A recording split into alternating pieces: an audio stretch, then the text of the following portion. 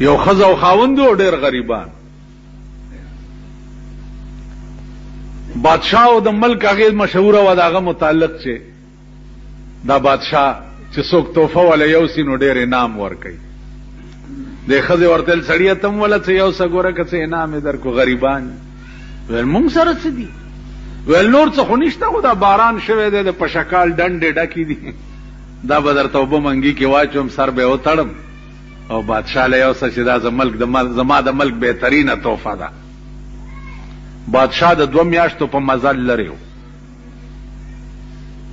خزه ولا منګي ډک کو دوبو سره ولا وتړلو میړلې په سر کړو ور سره بار لاړه میړې رسخت کو دات کور تراله چې کور تراله او داسې وکړو او مصلی واچولو 2 رکعات نفل وکړه او دعا وکړه او په دعا کې وایي چې زن مصلا باز کردا از نیاز زن مصلا باز کردا از نیاز رب سلم ورد کردا در نماز. اے پروردگارا خاون میں د 2 میاشتو په مزل باندې لاړو بادشاہ له توفه وروړه یا الله پټه منګول راولې دا دعا کوي. او زمون خزه چې مونږ چرته بارو زورا پسې څه دعا کوي تاسو ټولو ته پته ده.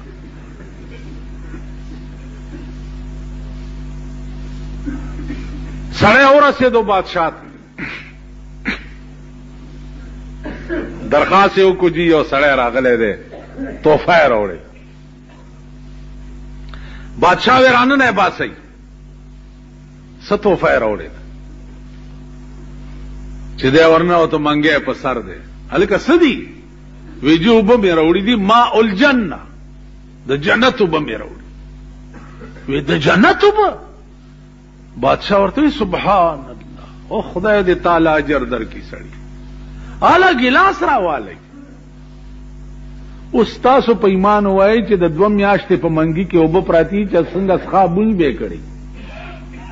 ا بادشاہ ته وګوره اوس وې دې سړی د جنت اوبه راوړي دي او زر راوړي چې اوس کو اول ګلاس بادشاہ دا منګي نه ډک کو پټ یو سای اوس کړي او وزیرانو ته وې دمټر کې ډله چې دا د پاکستانیانو غوندې ناستو هغه ته ولوس کوي.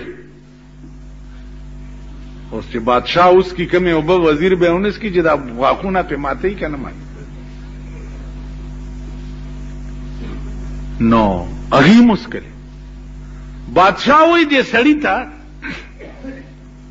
چې وسړیا تا هډره لوی مهرباني وکړه ستاد دې مهربانه خو والله کما سره قیمت شتا زبد دې بدل څنګه خلاصوم چې تا د جنت وب د 2 میاشتو په مزل ماته راوړي دي. خو زئی الکه دا سړی بوزي خزانه ته دغه منګي چې دا وبې پکې راوړي دا منګي ورته د سرو زرو ډک کړي.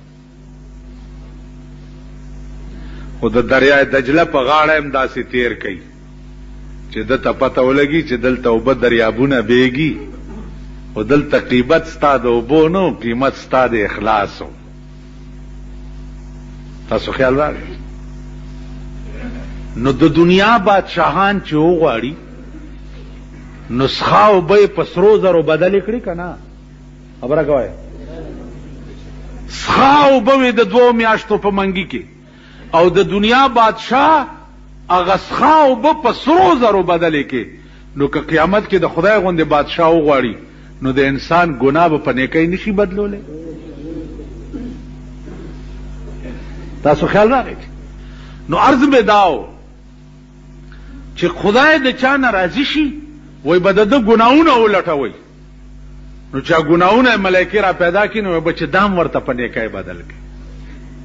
نو زما عزیزانو التب سودا چې دا یو په یو بنئ یو په لس بنئ په دې قران گواه دی چې یو دانه ورکی نو د دې مثال د څه شي دی؟ د دې مثال د یو دانی دی چې ته وکړي او هغه وږي وکي او هر وږي کې سلسل دانی وي فی کل سنبلة 100 حبه او بیا والله یضاعف لمن یشاء. الله وی आवाज یو په وسو بنئ چې زما رضا وشي دینه بم زیات دي. نو یو په سونو، یو په زرګونو، یو په لکونو، یو په اربونو، یو په کربونو